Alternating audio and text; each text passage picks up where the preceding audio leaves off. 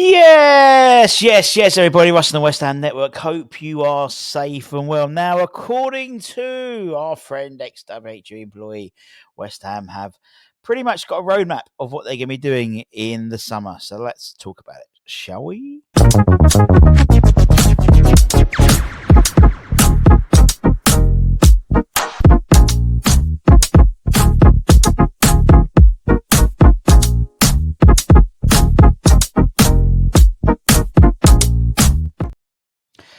Yes, everybody, happy Monday. Weekend goes so quickly, but at least the Premier League is back.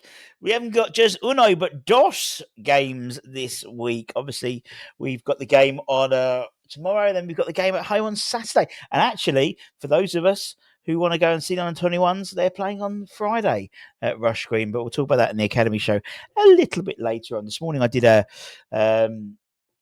whistle-stop tour of the Graham Potter press conference ahead of the game against Wolves tomorrow. Sounds like Nicholas Fulkrug will be available for squad selection rather than first-team selection. But as I said at the beginning, West Ham apparently, according to WHU employee, have started to blueprint their summer plans with our squad. As you know, we are set for another squad overhaul, but hopefully this one, fool me once, shame on you, fool me twice. But hopefully this time, guys, it's for real. With obviously Carl McCauley, head of recruitment, coming in now with Graham Potter. X reported on Patreon that a number of players are understood to be heading to the exit this summer, as we would imagine. It's almost certain that obviously Danny Ings will leave this summer. His contract comes to an end. But as we have alluded to, there are decisions to be made. Let's take the logo off so you can see it. There we go. So according to X, sort of three categories, which I've sort of put into pictorial form to make it easier to understand. In terms of contract decisions, decisions have yet to be finalised on the futures of Lucas Fabianski, Aaron Cresswell, Vladimir Soufal, and Mikel Antonio. Obviously, all four of those deals are up this summer. The assumption is Danny Ings will not be offered a new deal, particularly on 125 grand he's on. So he'll be leaving in the summer, and then decisions will be made on these four. I think three of the four stay.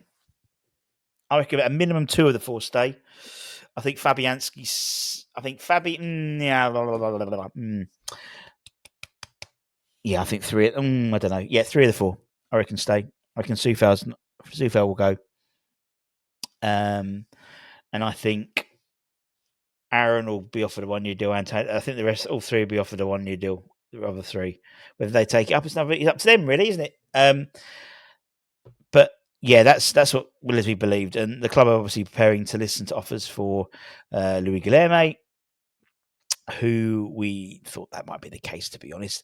With Feyenoord looking at him, as well as other clubs, including Shakhtar Donetsk. Guerrero Rodriguez is another player, as we know, we're listening to offers for, believed about £10 million, 10 to £50 million. Looks like La Liga being potential, but maybe even River Plate potentially also looking at signing him, where he'll be teamed up with fellow Argentinian and former Hammer, Manuel Lanzini. Dinos Mavropanos, we're listening to offers for as well, whether a club comes in for him. And that's the thing with all these. We can listen to offers, but whether another club comes in for him, that's, as I said, and it's a T-shirt I'm going to be making for the summer. It takes two to transfer, because it really does. Emerson's an interesting one. The club will be considering offers. However, there was a report the other day that Graham Potter sees him as a really essential squad player this next year, particularly with Ollie's still on the starting blocks in terms of a professional career. Ollie did have a really bad injury last year, so for me it'd be wise to keep Emerson if we can. But I think if we bring in, as we're led to be believed, we're heavily linked to move for Kyle Walker-Peters on a free transfer from Southampton.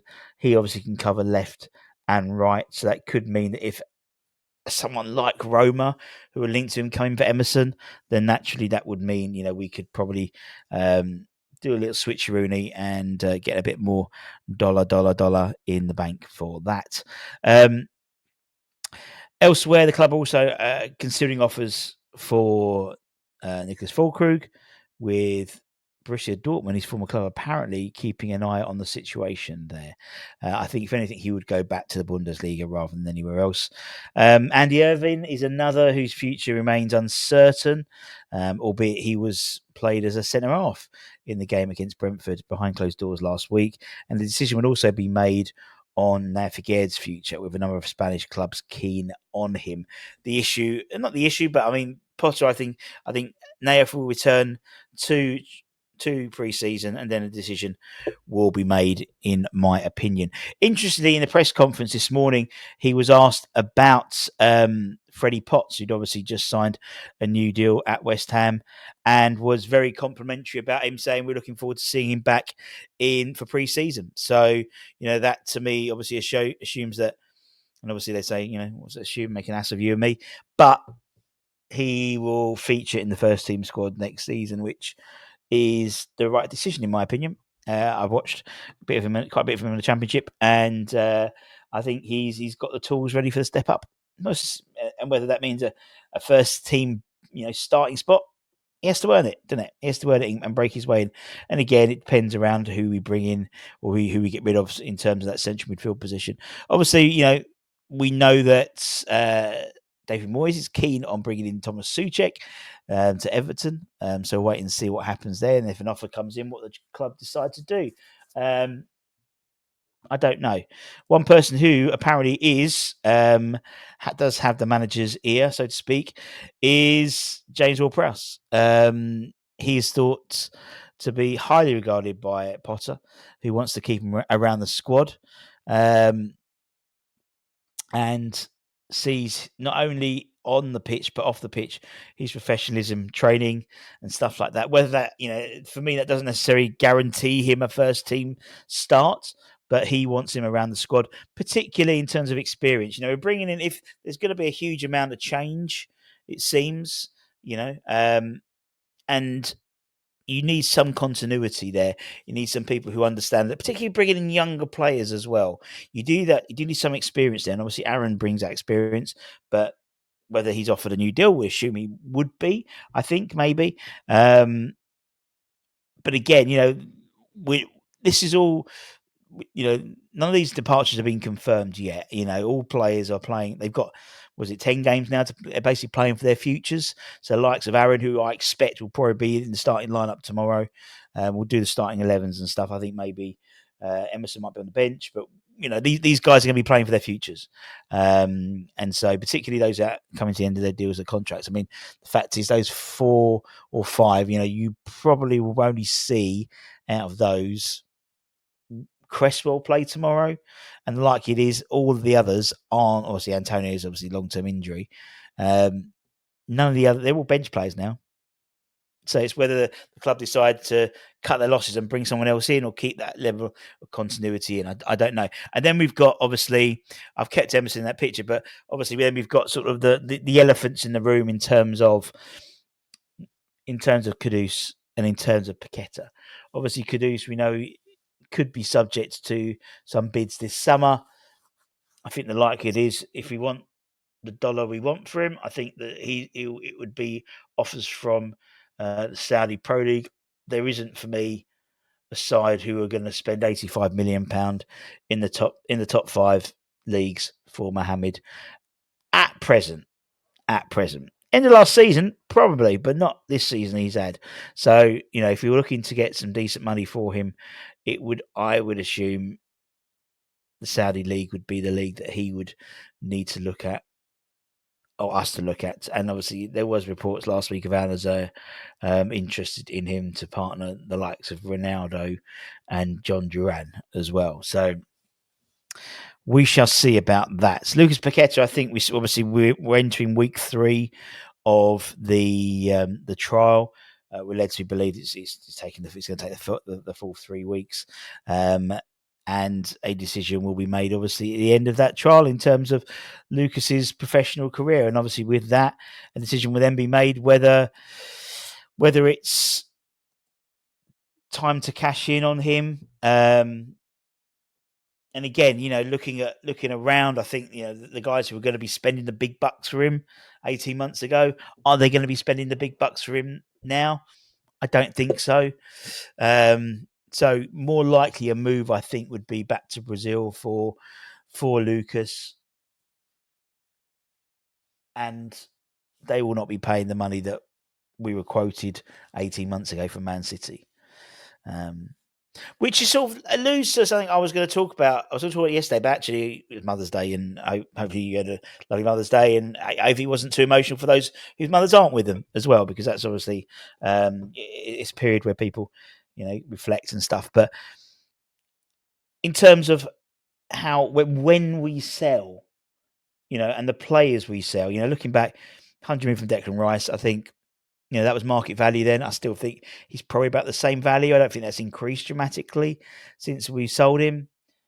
You're looking at people like Grady Dean Garner, we sold him for 19 million. We sold him at the right time. Some of these players who, we've lost a lot of money on players like Anderson. I mean, Skamaka was pretty much net, wasn't it? And he left and had a decent start to his time at Atalanta, and then got injured. Haller, we let him go for probably about half price, wasn't it? I think what we paid him. He had a good time, then obviously he got ill, and we're on the road to recovery now.